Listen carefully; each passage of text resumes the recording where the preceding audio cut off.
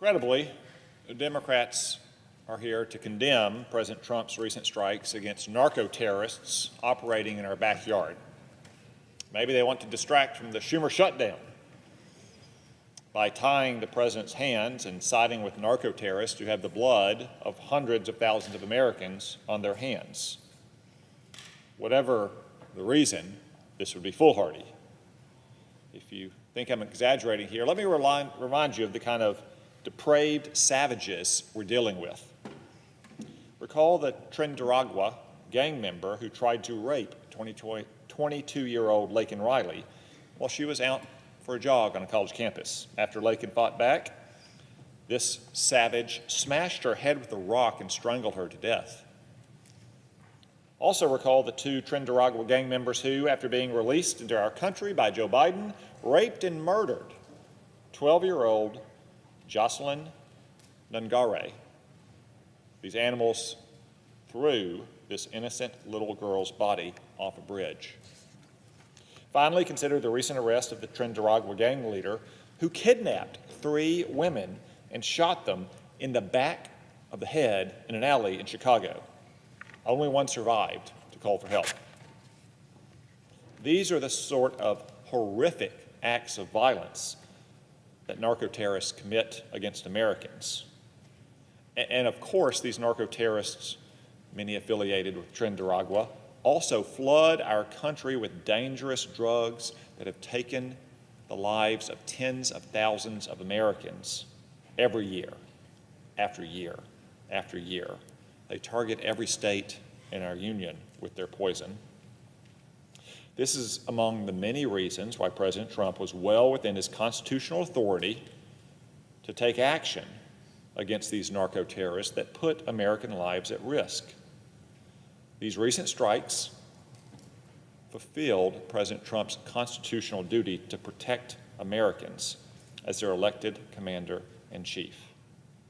And this should come as no surprise.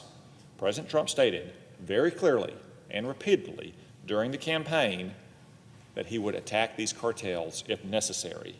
This is simply him keeping his word to the American people. Also, the president's strikes were lawfully sound and extremely limited. Because they've been going on for less than 60 days, they don't even fall within the War Powers Resolution threshold.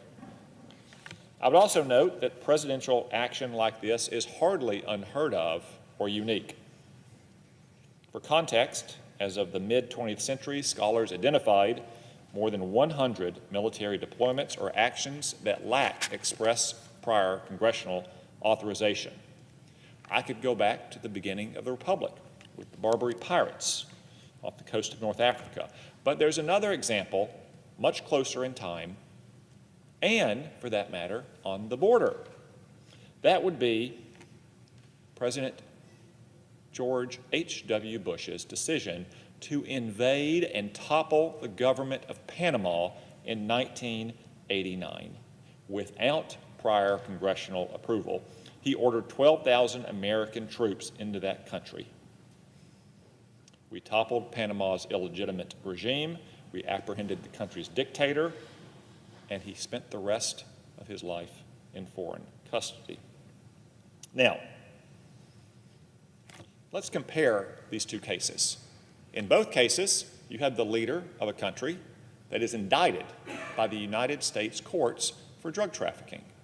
In both cases, that leader is not recognized by the United States government as the legitimate leader of his country.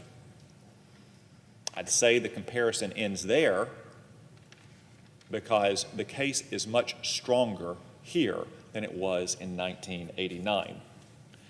Maduro also has, I think, a $50 million reward on his head from our government. Maduro is associated with a designated foreign terrorist organization.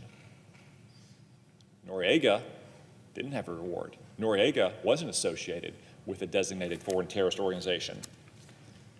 Maduro is in league with China, Russia, Iran, Cuba. Noriega was not. Yet, George Bush invaded Panama and overthrew its government.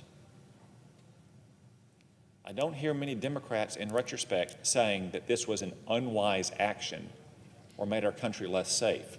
And somehow Donald Trump is doing those things merely by striking a few boats of drug traffickers in international waters.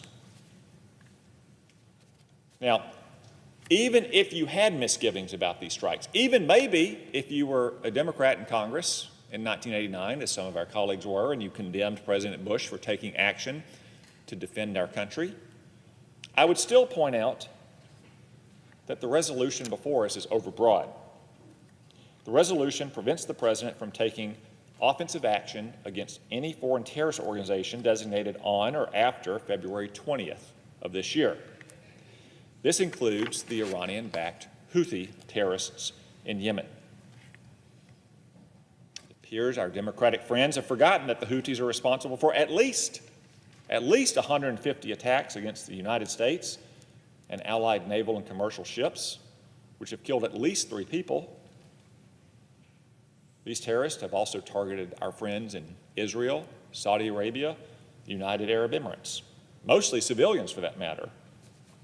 So if the Democrats had their way, President Trump would not be able to, for example, strike a secret meeting of senior Houthi leaders.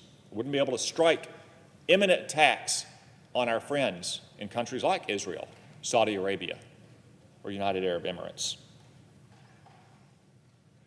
I think we should all agree that we want our president, when terrorists are gathered together for the purpose of planning attacks against American civilians, our troops, or our friends abroad, to have the authority necessary to take action. Now, the Democrats claim, oh, there's a carve-out in our resolution. Oh, we have a saving clause. We have a rule of construction that says our troops can defend themselves. Once again, they're misleading the American people.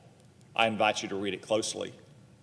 It may allow our sailors to defend themselves if these Houthi terrorists shoot a missile or a drone directly at their ship, but it absolutely ties the president's hands if, for instance, we have intelligence about a senior meeting of Houthi terrorist leaders. It absolutely ties the president's hands from protecting our friends in places like Jerusalem and Riyadh and Abu Dhabi. There's no question about that. It's the black letter of the resolution. It only goes for about 3 lines. I'd invite anyone to read it, and you'll understand that the Democrats are once again dissembling. No reasonable person denies the authority of the president to strike a terrorist threat on foreign soil. Yet the Democrats are here tonight questioning the president's authority to do the exact same thing in our own backyard. In international waters, no less, not even foreign territory. This is a dangerous double standard. Therefore, Mr. President, I encourage my colleagues to vote no on this resolution and to get back to the more pressing business of reopening our government. Mr. President, I yield the floor.